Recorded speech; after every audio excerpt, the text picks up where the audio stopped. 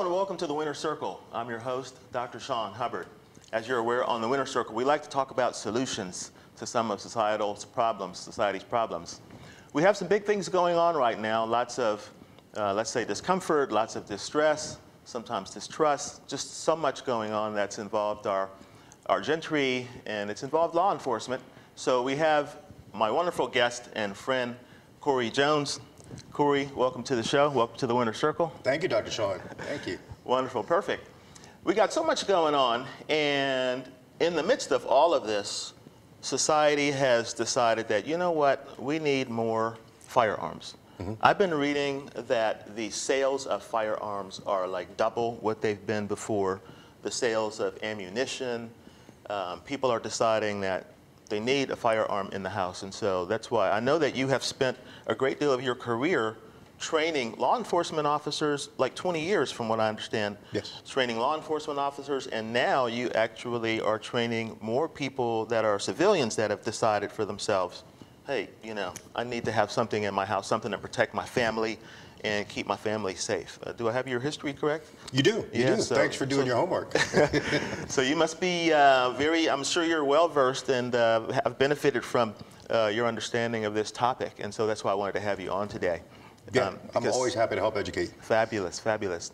Now, so from my research, I understand that there are really 5 million or so people, more people now than there were before, that have handguns, firearms, and they're new. So while firearms purchasing has been off the charts this year, many of those are new and inexperienced, and that sounds like a concern for me, especially a health concern, where we're talking about families and their kids there and all. So the big question is there such a thing as, let's say, safe gun ownership? Yes, there is. Okay. With education and training. Okay. Yes, okay. There's safe gun ownership. I don't believe in like knocking on wood or jinxing myself. I don't believe in any of that stuff. I think things happen because of good planning and good training and so forth. I've had firearms in my house. I've been a cop longer than I was not a police officer. So for 27 years, I've had a firearm in my house. There's never any accidents. Perfect. Never any accidents. Because I was trained the whole time to the point where I actually became an instructor. So I'm a big believer in, if you're going to do something where the ending is so serious that a firearm is involved, you need to be trained. I appreciate that. Now, the question that my wife is going to ask is invariably, why do people even need guns? I mean, you know, we're not like going hunting in our neighborhoods, and so what's going on with that? And I guess this is the question of, why are all of those people interested all of a sudden in having a firearm? Well, as a police officer, I was a hunter. Okay, I would hunt bad guys. So as a private citizen now, I'm worried about bad guys hunting me.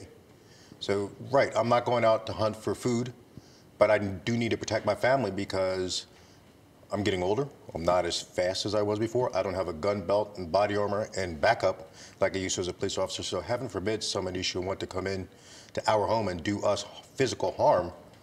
I need to be able to defend myself because the criminals are always 18 and 19, and I'm in my 50s now.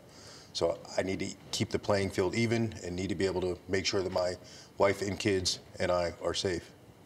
Okay, okay. Now, you just taught me something pretty new there. So people that commit crimes are around 18, 19 or so years old, 20 years old. Is that the statistic? It's kind of like a joke that we always say as cops. Every year we get older, the criminals we're arresting and wrestling and using force against us, and we have to, restrain them. Seem like they're always slippery and 16. Oh, goodness. Because they no shirt on and they're slippery and sweaty. Right. So we get older and slower, they stay the same age. I see. Okay, okay. And the question of why now are people so eager? I mean, it's hard to find handguns and firearms in general in places, in most of the country, hard to find ammunition. What's going on that makes people these days so feel so much unrest? People who have come to me for training, private citizens, since maybe the middle of the summer when this really started to kick off for me. I probably trained 2 private citizens before June. And now I have a client list that's over 60. Wow. that I've trained since June, just private citizens, not including law enforcement. And the number, there's two reasons that people usually cite. There's unrest that we see on the news. You know, depending on how much news you watch, that can determine how much unrest you actually believe there is. But a feeling of safety is very important to people. So they want to feel safe. And then number two, they worry about politics. They worry about a potential incoming administration, you know, doing harm to the Second Amendment. And they're afraid if they don't get their firearm privileges and ownership now, that may be curtailed in the future. I'm not saying any of those are accurate, but that's what people tell me. I have read that every time the Democrats are starting a new administration, that gun sales go up in general because of this idea that they may take away gun privileges and so forth. So I have heard that. My understanding is that if we looked at the groups of people, the demographic that is more interested these times, African Americans, I'm hearing, women, perhaps that are single or not single, and even Asian Americans. Have you seen that in your training practices? I've trained every cross-section and every demographic you can think of. I did a story on one of the big four networks that are around here about this exact question, and the investigative reporter, she did her homework, and she came back with similar information to what you just said, is that demographics that usually weren't highly represented as gun ownership now are, especially African American single women, especially if they live in the inner city. Because again, they watched the news, they saw what was happening on their block, on their street, in their city. They don't want to be a victim. Sure. That's what they tell me. That's Right. what they tell me. Yeah, I hear you. I hear you. And I have heard that Asian Americans became concerned when there was rhetoric about the China virus and so forth, and they started to feel that people were looking at them sideways and looking at them funny, and they felt a little like they had to protect themselves. So that's something I came across. Yeah, I've had a couple Asian Americans ask me for trading. They didn't specifically cite any reasons, but I've seen news stories here or there in reference to what you just said. I had Latino couple. They said, not specific reason. We're not threatened. We don't feel threatened. We haven't been targeted or anything. We just want to learn. They actually didn't buy a gun. They just came to learn how to shoot, and they're actually on my news story. How about that? And the other shift that we've seen is it seems that Republicans have been more interested in guns traditionally, but all of a sudden now we see more people that identify as liberals that are getting more gun training. Have you seen that come to bear in your practice? Again, anecdotally, people have come into where I train and they say, I never thought I would have ever owned a gun. And they don't want to be on social media. Right. So they're like, I don't want my neighbors to know. I get that all the time. Okay. At least once or twice a week, I'll have a client and they'll say, you know, yeah, I see you on Facebook. I see you have pictures on your website of clients. I can't have that. I don't want that. I don't want my neighbors to know that we have a weapon in the house. Okay. You know, I mean, you can read between the lines there. Some of them will say it's due to political. Some will say they don't want their company to find out. Some don't want their neighbors to find out. In fact, some people didn't want their wives to find out. I said, you know, in good conscience, I mean, you can go buy your gun. I don't sell guns. I do trading. I would highly recommend that everyone in the family is aware of the firearm and how to at least know if it's safe or not safe and so forth. Interesting. Actually stunning. Yeah, that's not often. Right. That sure, wasn't often, but I've had it once or twice. Now, on this subject of types of firearms, how much does a firearm cost, roughly, just sort of average range? A good one should cost you about $600 for a pistol and maybe $300, $400, $500 for a shotgun. And if you're going to get a rifle, you're looking at about $1,000. Okay, so now that sounds like multiple different types that you're referring to now. Pistol and handgun, are those interchangeable names for the same thing, or are they different? Yes, typically, we don't have revolvers anymore, so they used to say your service revolver. I was just on a news story 2 weeks ago. No law enforcement agency in America that I'm aware of carries a revolver, yet the veteran news reporter said to me, and the officer had his service revolver out. It was cringeworthy. You know, I'm sure you hear misused medical terms constantly, right? So, you know, that's one of the ones that I'm just like, it's not a revolver. So pistol usually means a semi-automatic handgun that has a magazine, and a pistol really works semi-automatically too, a revolver. Every time you pull the trigger, it fires. A semi-automatic handgun fires every time you pull the trigger too. Got it. And then you mentioned shotgun and rifle. Yes. Are those different?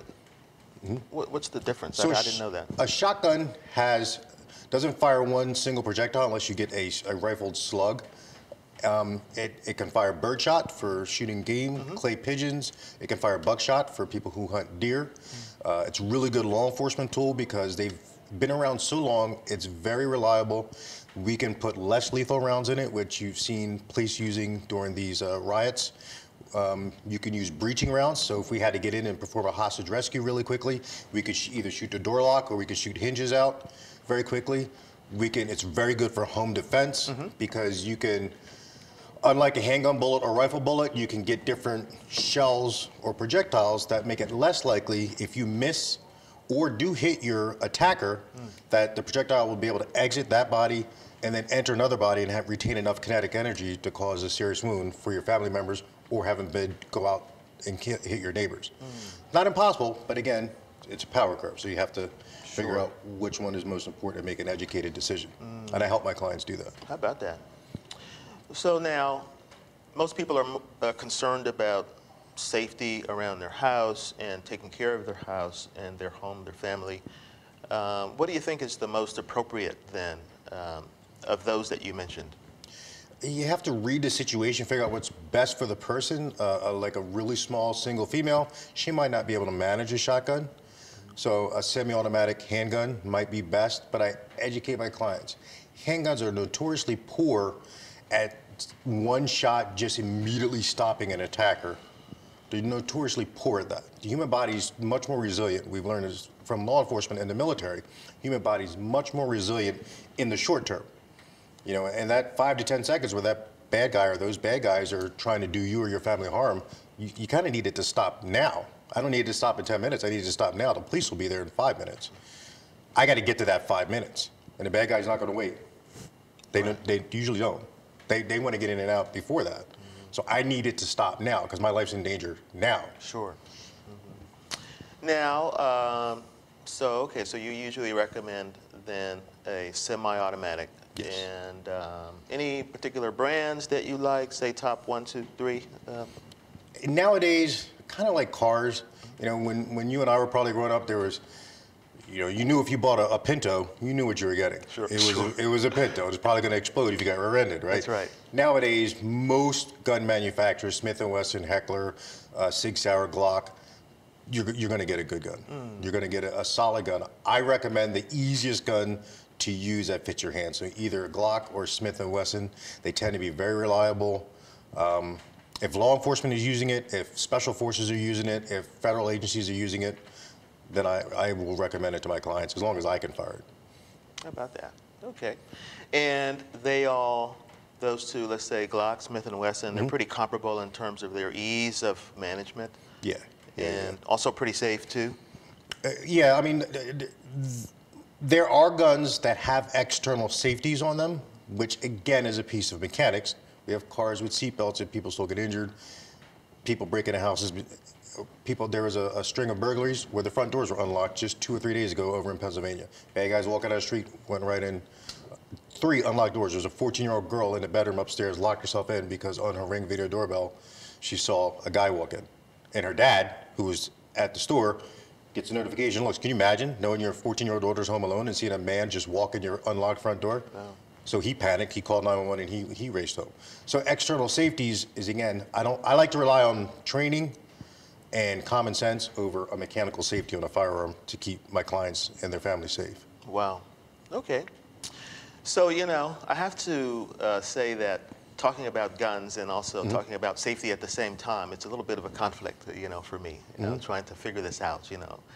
It almost sounds like an oxymoron in sort of a way.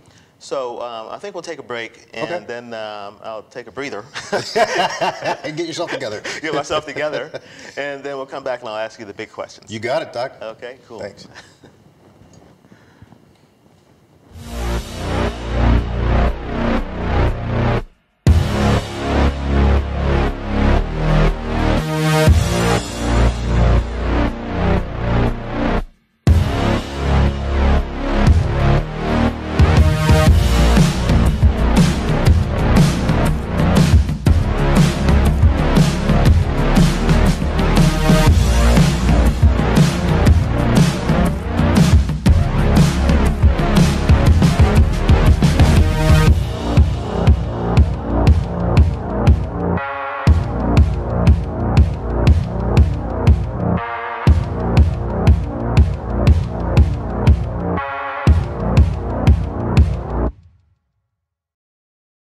So, I'm kind of new here, but I've noticed a trend.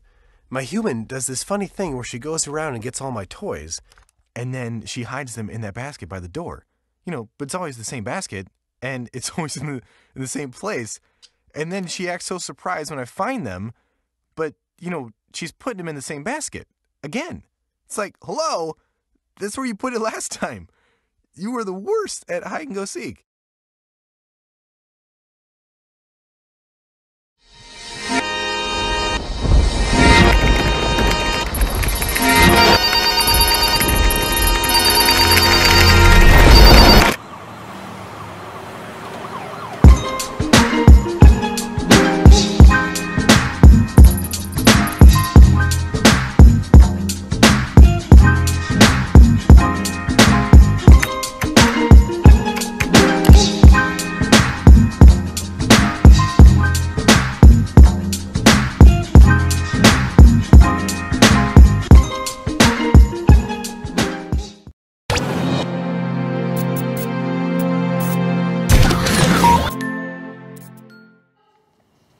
Welcome back to the Winner's Circle. I'm your host, Dr. Sean Hubbard, and we're joined by my friend and colleague here, Corey Jones. He's been teaching us a lot of the basics and backgrounds, home safety. Really, the whole idea here is how do we keep our family safe? How do we keep ourselves safe? And sometimes that might involve a firearm. People are getting them a lot these days. It's not a suggestion that everybody needs one or that everybody should get one, but if so many people have them, then hopefully they can learn and we can learn how to use them safely. So that's what we've been talking about here, Corey. Looking forward to getting some basics on handling from you. Yes. And I wonder if you could just show me a couple of things, basics on handling. Well, the first thing is you said the word, I think, twice in just this monologue we came back from the break is learning. Yes. So I'm big on learning, and I always want my clients to understand that firearm is part of a whole system of home safety that I talk about. So from locking the doors like we left on during the break, to educating your family and having a plan if there's a fire, if there's a home invasion, even if you don't have a firearm yet or you can't get to it, to a traumatic medical emergency. And then we add in different pieces, whether it be an alarm system, a firearm, a taser. I always recommend people take at least a couple self-defense courses. Even I don't say you have to sign up and join a dojo, but just learn a little bit about self-defense, and what you're going to do, and build it as part of the system. But yeah, as far as safe weapon handling, the first thing with safe weapon handling is we never point the firearm. This is a rubber training gun. It doesn't work. It's not an actual firearm.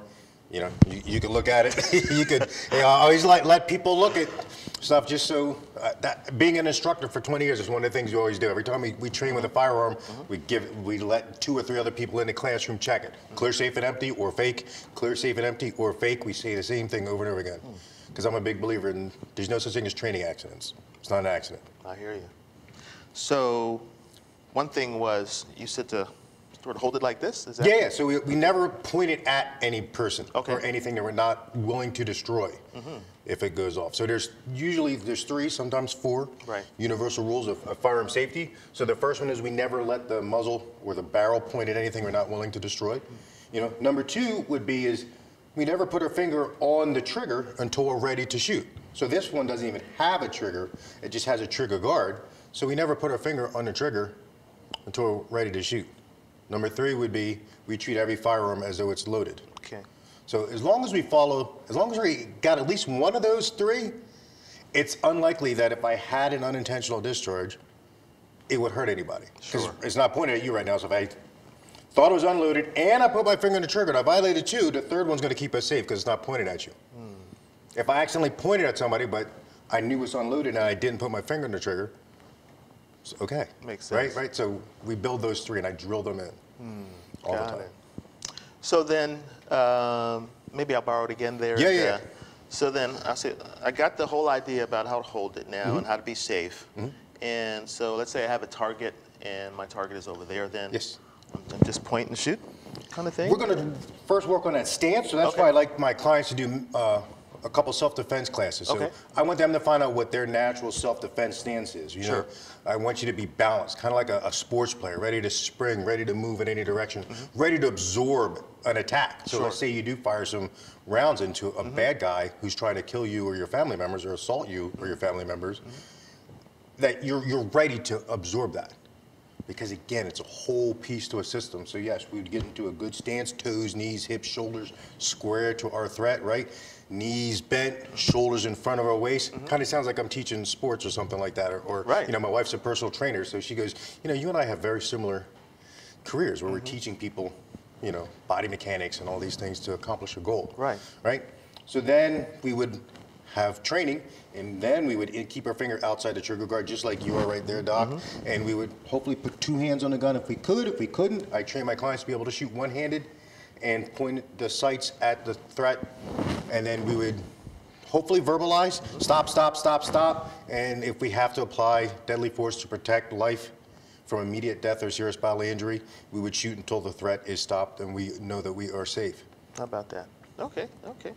So is my stance okay? Your stance looks great. Okay, all right. And then I have a threat over there. So. Yeah, exactly. You punch it straight out, exactly like that. Economy of motion, no wasted motion. We're not going fishing. We're not doing all this stuff on TV. We're not camping our body sideways. There's been science that showed that police officers were trained 4 and 5 years in the 70s and 80s to shoot in this weird weaver stance. Okay, so where I'm kind of sideways and looking at it like that. Hollywood still likes that for some reason.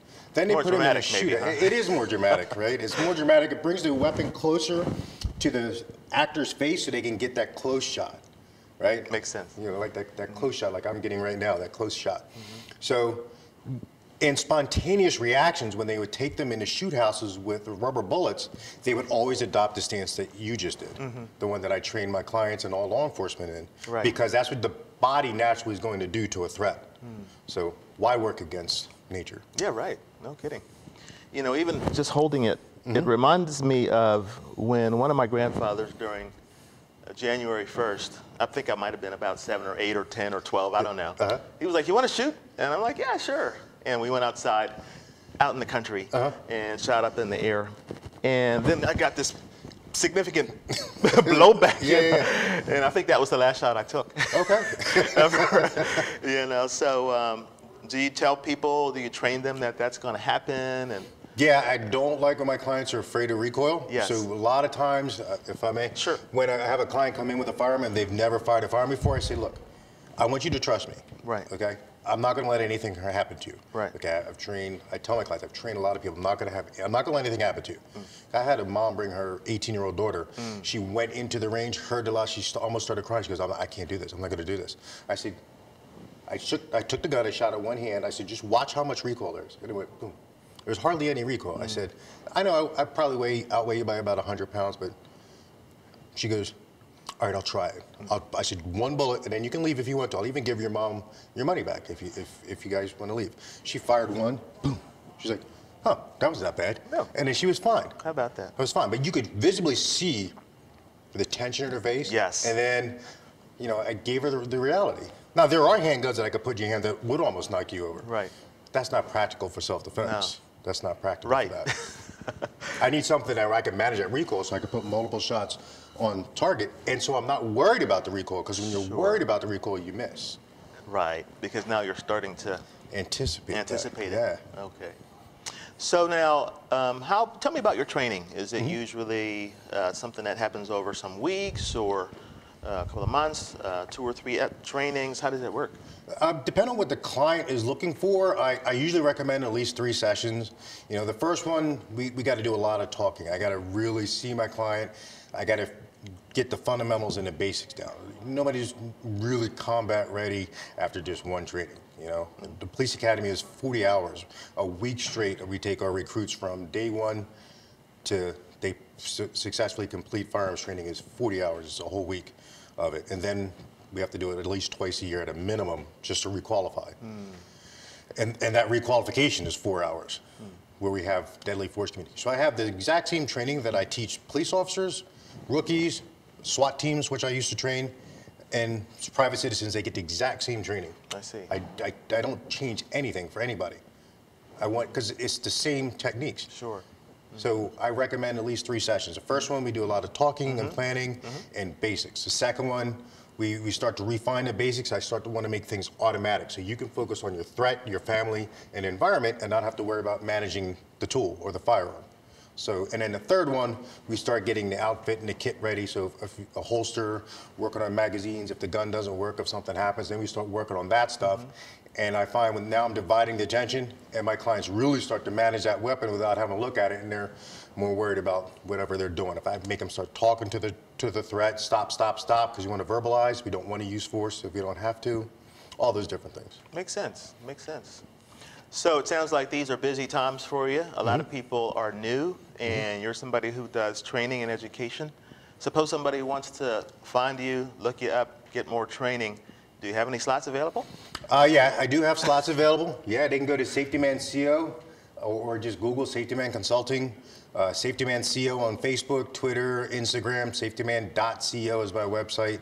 Or if you just Google Safety Man and firearm, Safety Man and taser, your search engine in this area, in the tri-state area, will find me. Safety Man. Yeah, Got Safety it. Man. Cool, I like that Yes. safety part. Yeah. Well, very good. Well, I appreciate that. I wonder if you won't mind taking me out, showing me some techniques out to the range maybe one day. Would love to. And maybe I'll be able to work out my my fear that I gained when I was like 12 years old or something like that. Yeah, I with think that you'll be recoil. fine. I think you'll be fine. The fact that you said that, the fact that we're talking about this, Yeah, that's fine. excellent. Thanks for coming on the show. You got it, Doc. Yeah, appreciate it. Thank you. Excellent. So mostly what we've been talking about is how to keep our families safe, how to keep ourselves safe. And it's not, again, a suggestion that we need a firearm and that's the only way. But if we get a firearm, we should be able to increase safety, right? That was the whole idea from the beginning. And so that's why we're so happy to have my friend Corey Jones here on the show. You'll find this show as well as many others on RVN Network here. This show is going to air Monday at 2 o'clock, Tuesday at 6 o'clock. And then after that, you can find them in categories on drshawnhubbard.com, the podcast there. So look for us there. Until then, keep safe, guys. Keep winning. You ready?